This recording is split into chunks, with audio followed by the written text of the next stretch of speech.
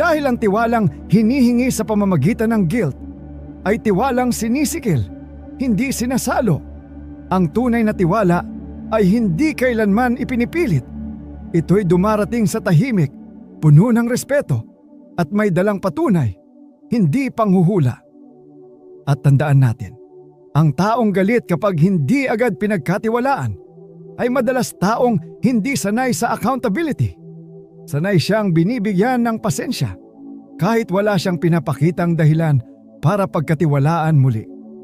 Sa ganitong mga sandali, ang paninindigan ng ating sandata, hindi para saktan ng iba, kundi para ipagtanggol ang katotohanan at ang katahimikang bunga ng malinaw na pag-iisip.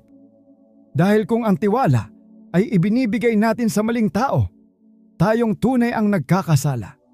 Hindi dahil naniwala tayo, kundi dahil pinili nating